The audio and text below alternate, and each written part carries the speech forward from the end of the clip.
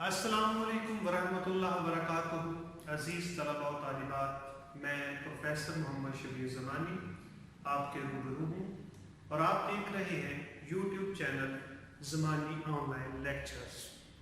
عزیز طلباء و طالبات، آج ہم شامل نصاب سال نوم کی غزل نمبر 2 پڑھیں گے اور اس کے شاعر ہیں علامہ محمد اقبال۔ اس سے پہلے کہ ہم اس غزل کی طرف بڑھیں، آپ جلدی سے یوٹیوب چینل زمانی آن لائن لیکچرز سبسکرائب کر لیں، بیل آئیکن کا بٹن دبانا مت بھولیں۔ تو آتے ہیں ہم غزل کی طرف اور پہلے ہم شاعر کا تعارف دیکھتے ہیں۔ آج جو شاعر شامل نصاب ہیں جنہیں ہم پڑھ رہے ہیں وہ ہے شاعر مشرق، حکیم الامت، داعی اتحاد، امت مسلمہ، مفکر اسلام اور سچے عاشق رسول سر ڈاکٹر علامہ محمد اقبال۔ آپ اردو فارسی کے بلند پایا شاعر ہیں جنہوں نے اپنی شاعری کو فنی و فکری سطح پر نکھارتے ہوئے انقلابی سوچ کی راہ ہموار کی۔ انہوں نے اپنی شاعری کے ذریعے مسلمانوں کو بیداری عمل کا پیغام دیا اور شاعری کے عجمی موضوعات مثلاً سرمستی، تعایش، خود فراموشی، قنوطیت، بے بسی اور تقدیر پرستی جیسے موضوعات کو ہدف تنقید بنایا۔ اس کے مقابلے میں انہوں نے خود شناسی، توکل، عزت نفس، محنت، خلوص و محبت اور توحید و عشق رسول صلی اللہ علیہ وآلہ وسلم جیسی صفات کو ایک مسلمان میں اجاگر کرنے کی کوشش کی۔ اقبال کی شعری تصنیفات میں اسرار خودی، رموز بے خودی، جاوید نامہ، پیام مشرق، زبور عجم، بانگ درا، بال جبریل اور ضرب کلیم شامل ہے۔ ان کی ایک کتاب ارمغان حجاز اردو و فارسی دونوں زبانوں میں ہے۔ تو عزیز طلباء و طالبات، اب ہم اس غزل کی طرف آتے ہیں اور اس سے پہلے کہ ہم غزل کے ایک ایک شعر کا مطالعہ کریں، ہم پہلے پوری غزل کو پڑھتے ہیں۔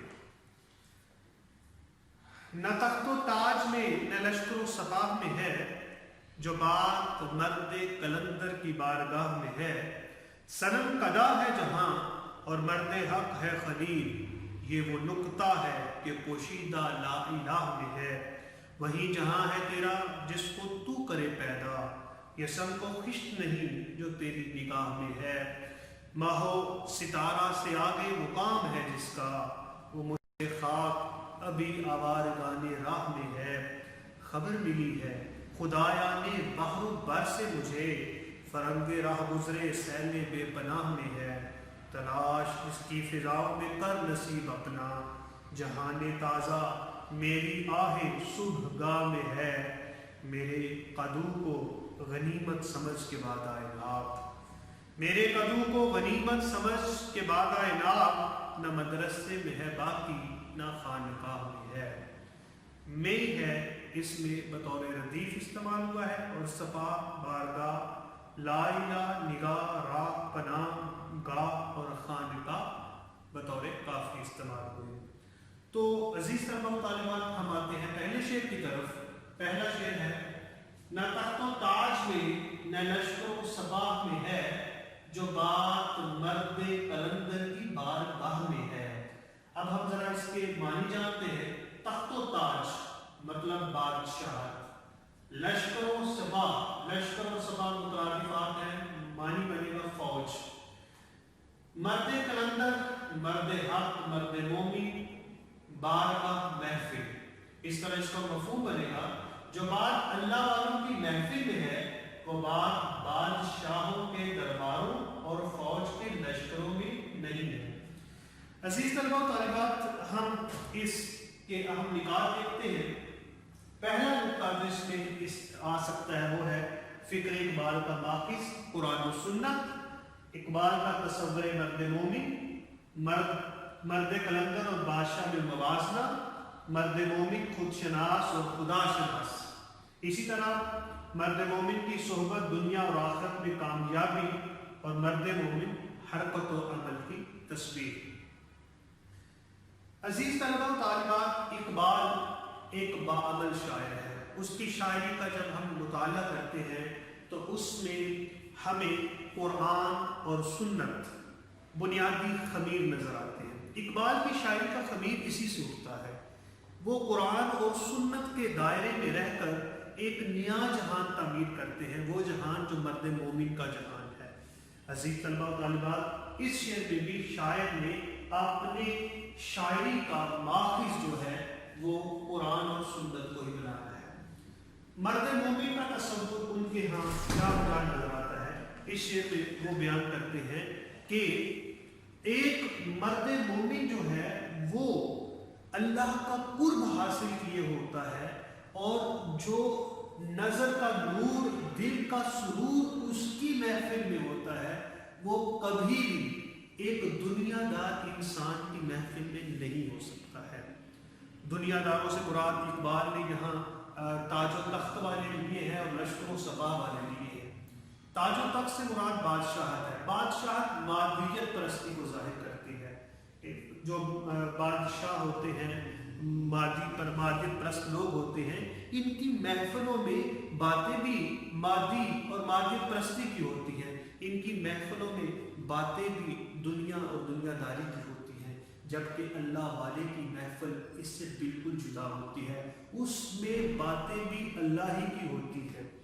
اقبال دراصل مرد مومن کا جب تصور پیش کرتے ہیں تو وہ مرد مومن کی 3 خصوصیات کی طرف جاتے ہیں۔ اول یہ کہ مرد مومن اپنے نفس پر حکومت کرتا ہے، جو بڑے بڑے بادشاہ اور سورما بھی نہیں کر سکتے۔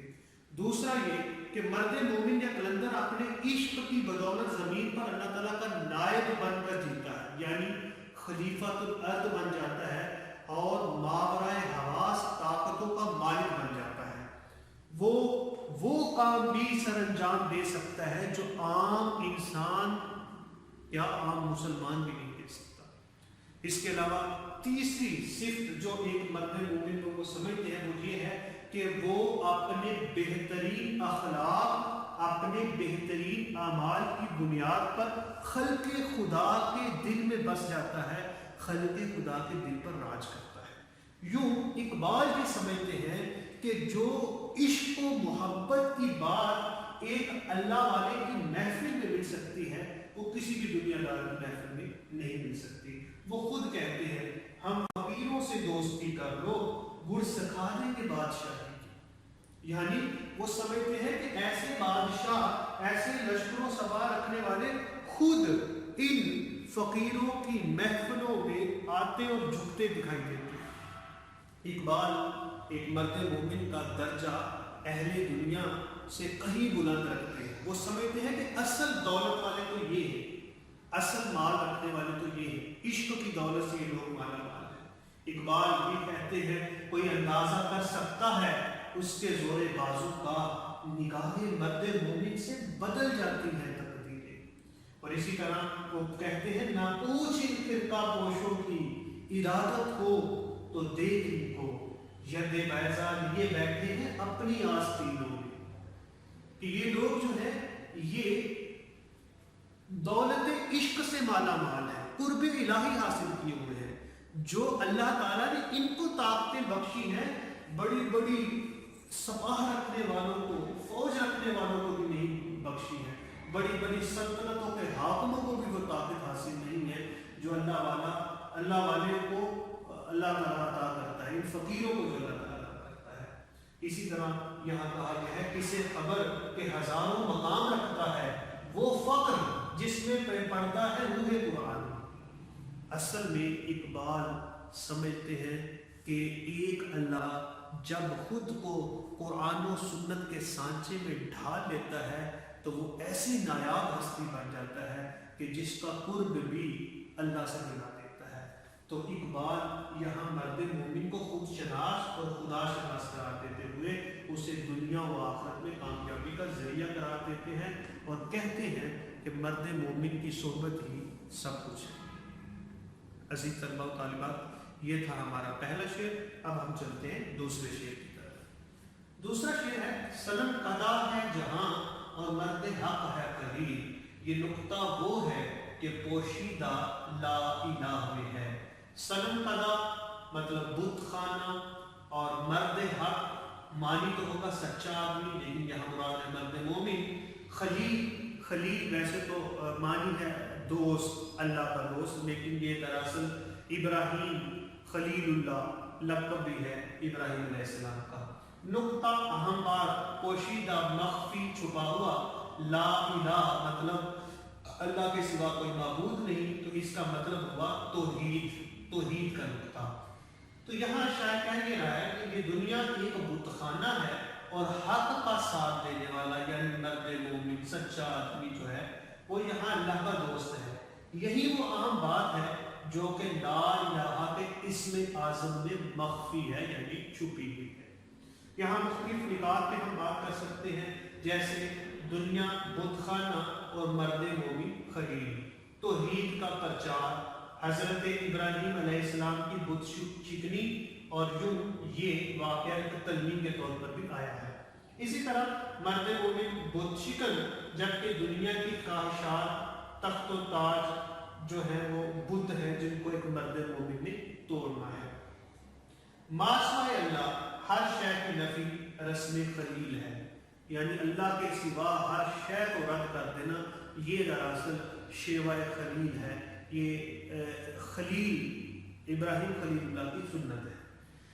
اس شعر میں شاعر علامہ محمد اقبال ایک مرد مومن کا ہی تصور لے رہے ہیں۔ وہ سمجھتے ہیں کہ یہ دنیا قدم قدم پر مختلف گناہوں کی طرف مدعو کرنے والی دنیا ہے، اس میں ہر طرف گناہوں کا جال بچھا ہوا ہے، یا یوں سمجھ لیجئے کہ کفر و شرک کے بت جا بجا پڑے ہوئے ہیں۔ یہ بت ہمارے اپنے دل میں بھی موجود ہے۔ ہمارے دل میں جو خواہشات کے بت ہیں، مادی خواہشات کے، وہ ہمیں ہمارے رب سے دور کر دیتے ہیں۔ ہم ان خواہشات کی تکمیل کے پیچھے ایسے دیوانے ہو جاتے ہیں کہ وہ جو خالق ہے اسے ہم فراموش کر بیٹھتے ہیں۔ اقبال ان خواہشات کے بتوں کو بھی گرا دینے کی بات کرتے ہیں۔ وہ سمجھتے ہیں کہ یہ جہان دراصل ایسا جہان ہے جس میں انسان ایک مشقت کے عالم میں ہے، یا ایک امتحان گاہ سے گزر رہا ہے، اور اس امتحان گاہ سے گزرتے ہوئے اس کی کئی آزمائشیں ہیں۔ ایک آزمائش اس کے اپنے نفس کی خواہش کو مار دینے کی بھی ہے، ایک آزمائش اس دنیا میں جو مال و دولت ہے یا جو بھی شیطانی خواہشات ہیں ان کو دبا دینے کی بھی ہے۔ اس دنیا کے اندر انسان جو ہے وہ جا بجا اپنے سہارے اور آسرے تلاش کرتا پھرتا ہے۔ اقبال ان سب آسروں اور سہاروں سے مرد مومن کو آزاد سمجھتے ہیں۔ وہ سمجھتے ہیں کہ اس مادی دنیا میں جہاں جہاں بھی کفر و شرک کا شائبہ گزرے، ایک مرد حق کو رسم خلیل ادا کرنی چاہیے۔ کیسے رسم خلیل ادا ہوگی؟ کہ جس طرح حضرت ابراہیم علیہ السلام نے بتوں کو توڑ دیا، کہ جب ان کو بتوں کی حفاظت کرنے کے لیے رکھا گیا، کہا گیا کہ بتوں کی حفاظت کرنا، تو انہوں نے کلہاڑا لے کر بتوں کے ٹکڑے ٹکڑے کر دیے اور کہا کہ میں نے تو ایسا نہیں کیا۔ پوچھا کہ کس نے کیا؟ کہا وہ دیکھو جس کے کندھے پر کلہاڑا پڑا ہوا ہے اسی نے کیا ہے۔ کہنے لگے کہ وہ تو ایسا نہیں کر سکتا، تو کہنے لگے کہ اگر وہ اپنے بتوں کو ہی نہیں بچا سکتا یا وہ اپنی جگہ سے ہل ہی نہیں سکتا، تو پھر مان لو کہ یہ صرف اور صرف خام سہارے ہیں، اصل خدا تو ایک ہی ہے جو سب کا سہارا ہے۔ تو شاید اسی طرح یہ کہتا ہے کہ حضرت ابراہیم علیہ السلام کی جو رسم بت شکنی ہے وہ ہر مرد مومن پر لازم ہے۔ جب مرد مومن اپنے دل سے خواہشات کے بت گراتا چلا جائے گا تو پھر کہیں جا کر اس میں توحید کی شمع روشن ہوگی، جس میں ایک مرد مومن خدا کا حقیقی تصور دیکھ پائے گا۔ اس میں دیکھیے یہ دور اپنے براہیم کی تلاش میں ہے، صنم قدا ہے جہاں لا الہ الا اللہ، اگرچہ بت ہے جماعت کی آستینوں میں، مجھے ہے حکم اذان لا الہ के ज़ुमरे में बराहीमी नज़र पैदा मगर मुश्किल से होती है। बराहीमी नज़र पैदा मगर मुश्किल से होती है, हवस छुप छुप कर सीनों में बना लेती है तस्वीरें। ये जो हवस और लालच है ना, ये दिल में बस जाते हैं। इकबाल इनकी नफी चाहते हैं, तब ही एक मर्द कामिल सामने आता है, एक मर्द मोमिन सामने आता है। इसलिए वो कह रहे हैं कि अगर इस दुनिया में हम रस्म खलीली अदा करते हुए कामयाब गुजर जाते हैं तो समझो कि हम खुदा का कुर्ब हासिल कर जाते हैं। वरना इस दुनिया में जा बजा जो खाम सहारे हैं, वो बुत जो हैं, वो अगर हमारे माबूद बन गए तो फिर दुनिया व आखिरत दोनों में नाकामी है। इसीलिए कहा गया है, शोला बनकर फूंक दे खाशा के गैर अल्लाह को, खौफे बातिल क्या कि है भारत गरे बातिल की तू। कि ये तुम पर आयद होती है पाबंदी, और ये तुम पर फर्ज है कि तुम खाशा के गैर अल्लाह को फूंक दे। एक मोमिन की ये ड्यूटी है, ये फर्ज है जो इकबाल उसे यहाँ समझा रहे हैं। तो अजीज तलबा और तालिबात, ये था हमारा दूसरा शेर।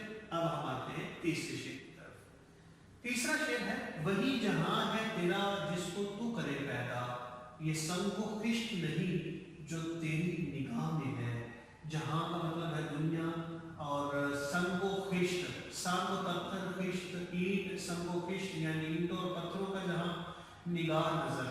मफहूम है, ईंटों और पत्थरों से बनी हुई दुनिया तुम्हारी दुनिया नहीं है, तुम्हारी दुनिया तो वो होगी जिसे तुम खुद तामीर करोगे। इसमें अहम निकात जो आ सकते हैं, पहला नुक्ता है हरकत व अमल का दर्स, मादी और रूहानी दुनिया में फर्क, खैर और शर की दुनिया में इंसान के अमल से इबारत है, तखलीक सिफ्त इलाही, मोमिन इसका इनादा, ख्वाहिशात की मादी दुनिया से अलग अमल की दुनिया और तखलीक के दौर की तरफ की इशारा हुआ है।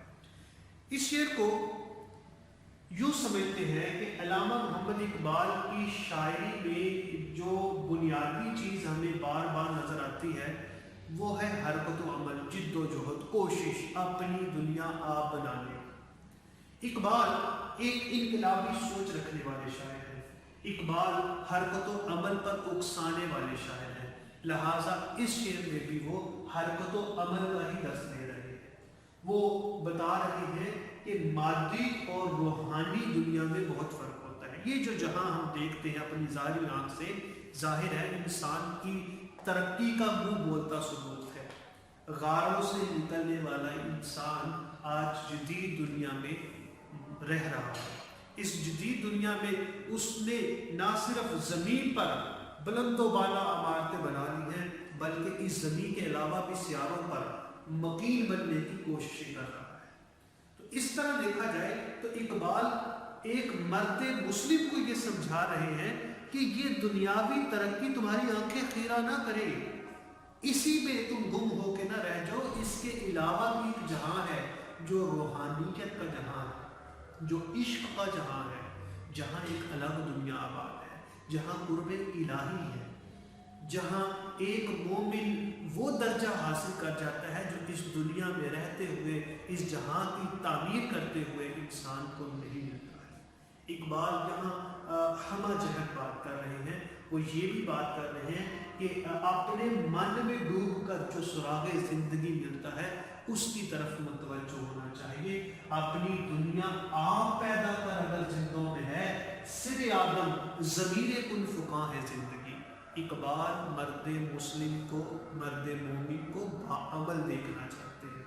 वो चाहते हैं कि इंसान जो है वो तगाफुल का, गफलत का शिकार ना हो। अगर आप देखिए तो खैर और शर का ताल्लुक भी हमारे अमल पर ही है। अगर हम अपने लिए बुराई की दुनिया चुनते हैं तो वो भी हमारा अमल है, अच्छाई की दुनिया चुनते हैं तो वो भी हमारा अमल है। लैसा लिल इंसान इल्ला मा सा, इंसान के लिए वही है जिसकी वो कोशिश करता। तो अगर आज ये जहां बुराई और बदी से भर चुका है तो वो इंसानी कोशिश है, और अगर ये जहां अच्छा होता तो वो भी इंसानी कोशिश होता। इकबाल समझते हैं कि अमल जरूरी है, अमल होगा تو پھر بعد میں اچھائی اور برائی کی طرف جا کر نکلا جا سکے گا۔ اس لیے یہاں وہ بتا رہے ہیں کہ انسان کا جہان خیر کا ہے یا شر کا ہے، یہ بھی اس کے اپنے عمل سے عبارت ہے، اور انسان کو چاہیے کہ وہ عمل کو نہ چھوڑے۔ اسی طرح یہاں شاید بات کر رہے ہیں کہ تخلیق جو ہے، تخلیق وہ صفت الہی ہے، اور یہی صفت اپنے بندوں میں بھی رکھی ہے۔ اس صفت کا کفر نہیں کرنا چاہیے، اس صفت کو ٹھکرانا نہیں چاہیے۔ تخلیق انسان کی فطرت میں شامل ہے، اس لیے انسان کو اپنے خیالات و نظریات کا ایک نیا جہاں آباد کرنا چاہیے، اپنے خیالات و نظریات سے ایک نئی دنیا آباد کرنی چاہیے۔ اقبال دراصل مقلد نہیں رہتے، تقلید نہیں کرتے، وہ چاہتے ہیں کہ ایک مرد مومن خود نگر ہو، وہ اپنی خودی سے اپنے نئے نئے جہاں تعمیر کرتا چلا جائے۔ یہاں مغربی تہذیب کو بھی مد نظر رکھنا ہوگا۔ اقبال سمجھتے ہیں کہ مسلمانوں کو مغربی تہذیب اور ترقی کی تقلید کرنے کے بجائے اپنے نظریات اور خیالات جن کا ماخذ قرآن اور سنت ہے ان کو لینا چاہیے، وہیں سے سائنسی علوم سیکھنے چاہیے، دنیا کی ترقی میں اس طرح سے بھی شامل ہونا چاہیے۔ اسی طرح شاید یہاں بتانا چاہ رہا ہے کہ خواہشات کی مادی دنیا سے عمل کی دنیا بھی ہے، جہاں ہم اپنی خواہشات کی تکمیل کے لیے عمل کو سر انجام دیتے ہیں۔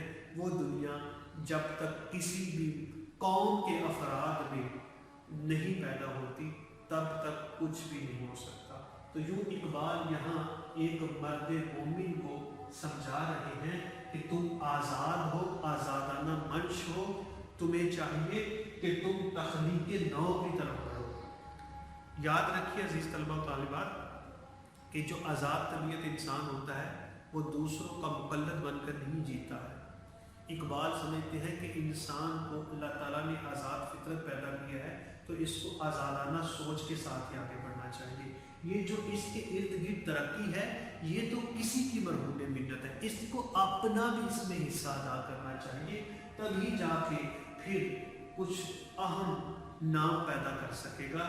جیسا کہ اقبال ہی کہتے ہیں جہان تازہ کی افکار تازہ سے ہے نمود، کہ سنگ و خشت سے ہوتے نہیں جہاں پیدا۔ نئے نظریات کی وہ بات کرتے ہیں، وہ نہیں سمجھتے کہ اینٹوں اور پتھروں کے مکانات بنا دیے جائیں تو یہی ترقی ہے، وہ سمجھتے کہ قوموں کی ترقی نئے نئے نظریات اور خیالات سے ہوتی ہے۔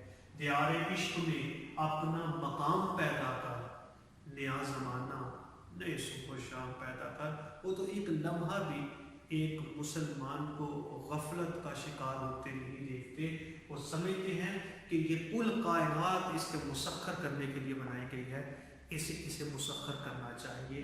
نہ تو زمین کے لیے ہے نہ آسمان کے لیے، جہاں ہے تیرے لیے تو نہیں جہاں کے لیے۔ تو عزیز طلبہ و طالبات یہ تھا ہمارا تیسرا شعر۔ آج ہم نے علامہ محمد اقبال کی سال دہر کی دوسری غزل کے پہلے 3 اشعار پڑھے ہیں۔ انشاءاللہ اگلے لیکچر میں ہم بقیہ اشعار پڑھیں گے، تب تک کے لیے اللہ کے بعد۔